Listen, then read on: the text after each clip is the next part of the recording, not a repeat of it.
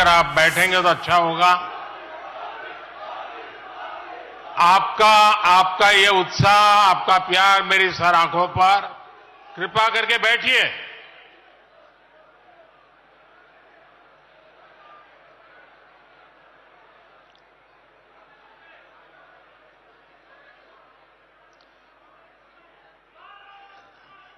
थोड़ी जगह कम पड़ रही है, मेरी सबसे प्रार्थना है, भले नीचे बैठना पड़े लेकिन अगर आप बैठेंगे तो अच्छा होगा। इधर से मेरे साथियों से आग्रह है, आप यहां सुनाई देता है मेरी बात? सुनाई देती है?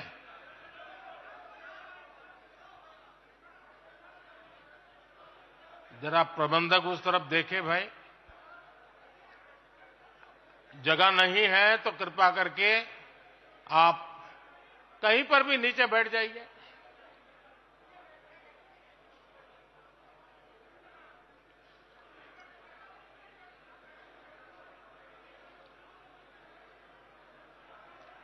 भारत माता की, भारत माता की। राष्ट्रीय अधिवेशन में यहां उपस्थित और देश के कोने कोने से जुड़े प्रत्येक भाजपा कार्यकर्ता का मैं अभिनंदन करता हूं।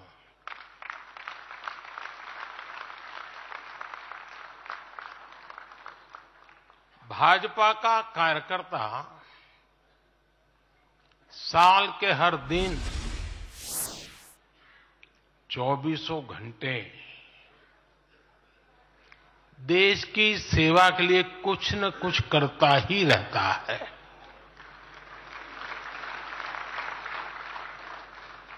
लेकिन अब अगले 100 दिन नई ऊर्जा, नया उमंग, नया उत्साह, नया विश्वास, नए जोश के साथ काम करने का है। आज 18 फरवरी है और इस कालखंड में जो युवा 18 वर्ष के पड़ाव पर पहुंचे हैं, वो देश की 18वीं लोकसभा का चुनाव करने वाले हैं।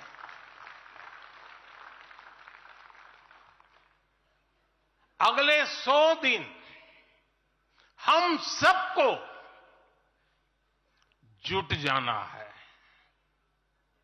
हर नए वोटर तक पहुंचना है, हर लाभार्थी तक पहुंचना है, हर वर्ग, हर समाज, हर पंथ, परंपरा, सब लोगों के पास पहुंचना है।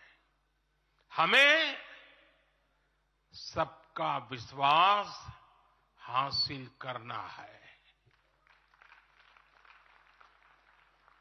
और जब सबका प्रयास होगा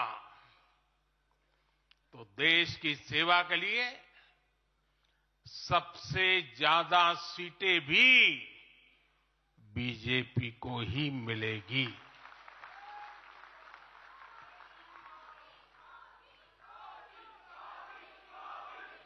और आज कल मुझे पदाधिकारियों के साथ बैठने का अवसर मिला। कल दोपहर के से आप सबके साथ बैठने का अवसर मिला। मैं नड्डा जी को और उनकी पूरी टीम को और आप सबको बधाई देता हूं। जब मैं पदाधिकारियों की बैठक में साल भर के काम का रिपोर्टिंग सुन रहा था, मैं सचमुच में इतना प्रभावित हुआ कि भाजपा के कार्यकर्ता सत्ता में रहने के बावजूद भी समाज के लिए इतना करते हैं, दिन रात दौड़ते हैं, संकटों के बीच भी करते हैं और सिर्फ भारत मां की जय के लिए करते हैं।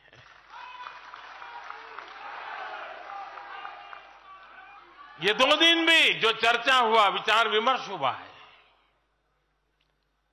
देश के उज्जवल भविष्य के लिए हमारे संकल्प को दृढ़ करने वाली हर बातें हुई है। मैं इस भव्य आयोजन के लिए प्रेरक विषयों के लिए आप सबको भी,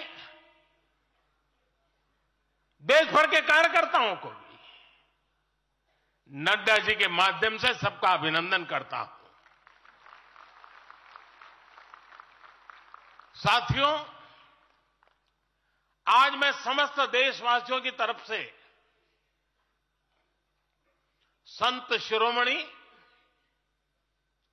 आचार्य श्री 108 पूज्य विद्यासागर जी महाराज को श्रद्धापूर्वक, आदरपूर्वक नमन करते हुए श्रद्धांजलि देता हूं।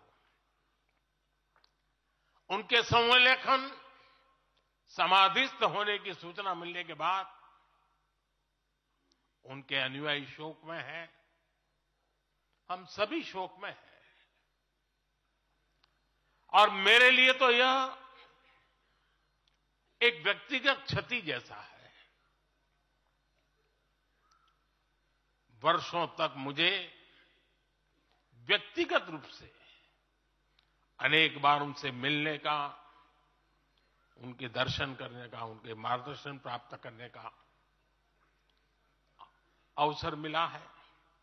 कुछ ही महीने पहले ऐसा ही मन कर गया था, मेरे प्रवास कार्यक्रम को बदल करके बहुत सुबह सुबह मैं उनके पास पहुंच गया था। तब पता नहीं था कि मैं दोबारा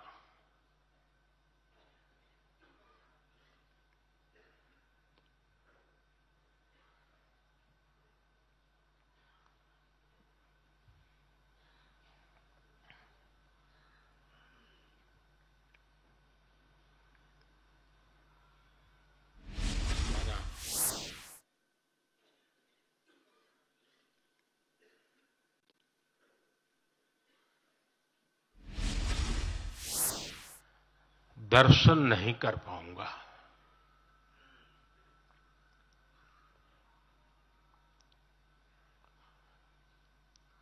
ये मेरा सौभाग्य रहा है कि पिछले 50 से भी ज्यादा वर्षों से मुझे देश के गणमान्य आध्यात्मिक मूर्तियों के निकट रहने का, उनके आशीर्वाद पाने का अवसर रहा है। और इसलिए मैं उस आध्यात्मिक जगत की उस शक्ति को भलीभांति जानता हूं, समझता हूं, अनुभव करता हूं। आपको सुनकर के आश्चर्य होगा कि वे तो दिगंबर परंपरा से थे। उनका जीवन कैसा होता है हम जानते हैं, लेकिन शायद ही कोई ऐसी महत्वपूर्ण घटना ऐसी नहीं होगी या मेरी तरफ से कुछ महत्वपूर्ण किसी काम में मेरा संबंध आया हो, 24 घंटे के भीतर भीतर उसका एनालिसिस करके मुझे उनका संदेश आता था। यानी कितने जागरूक थे।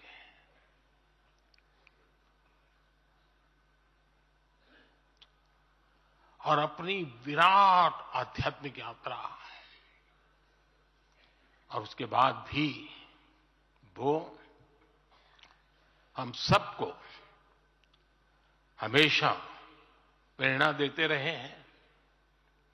जीवन भर उतनी सौम्यता के साथ उनका लोगों को मिलना, उन्होंने हमारे युवाओं को परंपराओं से जोड़ा, गरीबों तक शिक्षा और स्वास्थ्य की सुविधाएं पहुंचाई। उनका पूरा जीवन उस व्यक्ति के लिए प्रेरणा जैसा है जिसने गरीबों और वंचितों के लिए काम करने का संकल्प लिया है।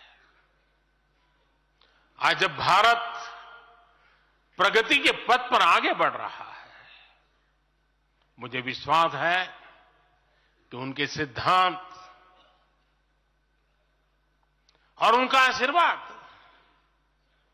ऐसे ही भारत भूमि को प्रेरणा देता रहेंगे। साथियों, पिछले 10 वर्षों में भारत ने जो गति हासिल की है, बड़े लक्ष्यों को प्राप्त करने का जो हौसला पाया है, यह अभूतपूर्व है साथियों। और इसलिए नहीं कि मैं कह रहा हूं, दुनिया गाजे बाजे के साथ बोल रही है। भारत ने आज हर क्षेत्र में जो ऊंचाई हासिल की है, उसने हर देशवासी को एक बड़े संकल्प के साथ जोड़ दिया है। और ये संकल्प है विकसित भारत का।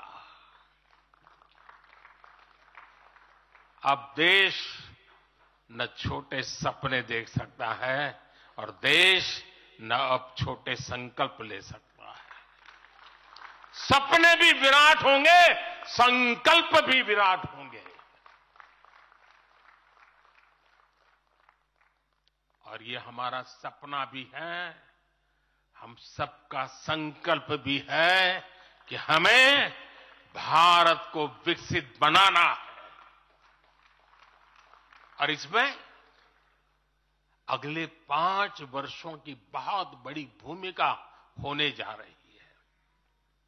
अगले 5 साल में भारत को पहले से भी कई गुना तेजी से काम करना है। अगले 5 साल में हमें विकसित भारत की तरफ एक लंबी छलांग लगानी है। लेकिन भाइयों और बहनों, सारे लक्ष्यों की प्राप्ति के लिए